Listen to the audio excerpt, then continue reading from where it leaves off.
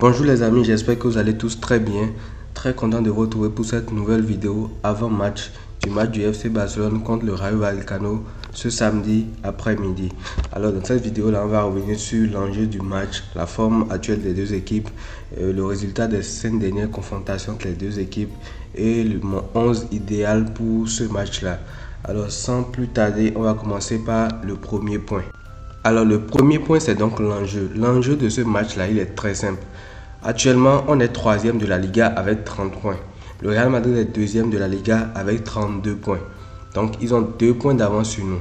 Et vu que ce week-end, on va jouer avant eux, l'enjeu, c'est de prendre les 3 points et de mettre la pression sur le Real avant leur match. Lorsqu'ils vont gagner leur match, on va toujours avoir notre retard de 2 points, ce qui est déjà pas mal. Et si on arrive à gagner ce match-là, à leur mettre la pression et que finalement ils perdent des points aussi, on pourra soit repasser devant eux, soit être à égalité en fonction de ce qui se passe. Donc, il est très important pour le Barça de gagner ce match-là dans le stade du Rayo Vallecano afin de mettre la pression sur le Real Madrid avant que ces derniers n'affrontent l'adversaire du week-end. Alors, avant de rentrer de passer au prochain point, il faut qu'on signale quand même une bonne nouvelle parce que ces derniers temps, avec le Barça, c'était un peu compliqué. On n'avait aucune joie, que ce soit les boosts qu'on a produites lors des matchs, mais aussi la trêve internationale qui est venue nous sonner avec cette blessure de Gavi. Et avant ça aussi, non seulement on subissait le boost, mais il y avait des blessures des joueurs et tout. Donc, on n'a eu pratiquement aucune joie avec le Barça réellement cette année. Donc, Frenkie de Jong vient de revenir à l'entraînement et il sera disponible, je pense, pour ce match-là. La liste des joueurs convoqués n'est pas encore sortie, mais je pense quand même qu'il sera convoqué, pourra jouer une trentaine ou une vingtaine de minutes. Donc voilà, c'est la bonne nouvelle qu'il y a côté Barça, même si cette nouvelle-là n'a plus la même saveur que ça aurait eu si Gavi ne s'était pas blessé, ne s'était pas fait les croisés. Bref, j'ai fait une vidéo là-dessus, je ne vais pas revenir sur ça. Donc voilà, Frenkie de Jong est de retour à l'entraînement avec ses coéquipiers. Alors, on passe au prochain point de la vidéo qui est la forme actuelle du Barça. Alors, actuellement, le Barça est sur une série de 2 défaites, donc une lors du Classico et une lors du match de la Champions League contre le Shakhtar et 3 victoires. La dernière victoire contre Alaves, celle contre la Sociedad après une bouse et puis la victoire contre le Shakhtar en match aller de la Ligue des Champions. Troisième match aller de la Ligue des Champions. Donc, au-delà de ces simples statistiques-là, le Barça, ce qu'on leur reproche surtout actuellement, c'est le contenu des matchs. Le contenu des matchs qui ne plaît pas du tout. Parce que même sur les 3 victoires dont on parle, celle contre Alaves, on a encaissé un but très tôt. Après, on a dû s'arracher pour gagner le match. On a dû serrer les fesses à la fin aussi pour ne pas être égalisé. Romelu qui touche le ballon de la main après son entrée, c'était compliqué. Bref, on a pu gagner quand même, on a pu prendre les 3 points.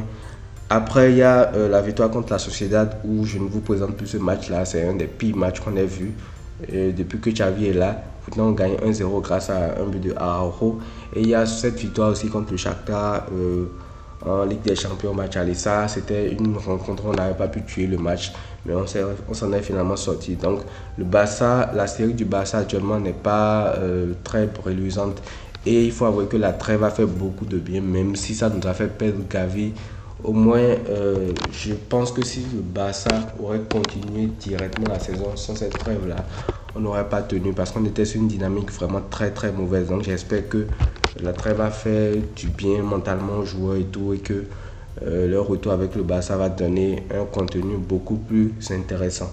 On passe maintenant à la forme actuelle du Rayo Vallecano qui, de son côté, on est à 2 victoires, dont une victoire 6-0 contre une équipe de division inférieure en Copa del Rey.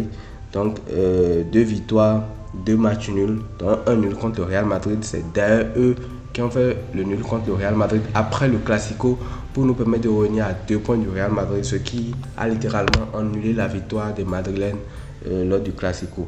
Donc, ils sont sur une série de 2 victoires, 2 nuls et une défaite contre le Girona. Girona qui est actuellement, je vous le rappelle, le leader surprise du championnat.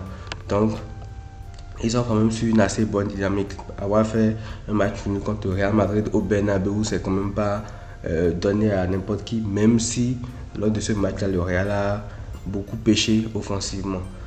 Donc voilà, le Rayo Vallecano est une série de 2 victoires, 2 nuls et une seule défaite.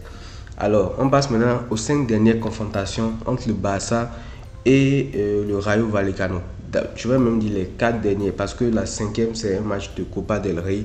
Donc je ne vais pas le prendre en compte, je vais plutôt prendre en compte les 4 dernières confrontations en Liga, où sur ces 4 confrontations là, il y a 3 victoires pour le Rayo Vallecano. J'ai bien dit 3 victoires pour le Rayo Vallecano et un nul, un match nul obtenu par le Barça. Quand on regarde ces 5 dernières confrontations là, on a l'impression que c'est nous l'équipe qui cherche à nous maintenir en Liga. C'est le Rayo qui est en tête de la Liga et tout. C'est quand même grave et ça prouve que on a beaucoup trop de mal face à cette équipe du Rayo Vallecano, surtout dans le stade là-bas. Encore qu'ils nous ont battu une fois aussi au Camp Nou, 1-0 sur les 4 dernières confrontations. Donc, je ne sais pas si on n'a pas la recette contre eux ou je ne sais pas trop, mais affronter le Rayo Vallecano, c'est trop difficile. Et les 4 dernières confrontations du moins en témoignent. Parce que c'est une équipe qui a tendance à se sublimer contre le Barça. Et d'ailleurs, même ils sont 10e actuellement au classement de la Liga. Ça prouve qu'ils ne font pas vraiment un mauvais début de saison. Et aussi, ils ont des joueurs embêtants comme Pathé 6, comme Izzy Palazón, qui se transcendent lors des matchs contre le Barça, qui deviennent infatigables, qui font des allers-retours et tu ne comprends pas. Les gars deviennent des cyborgs sur le terrain.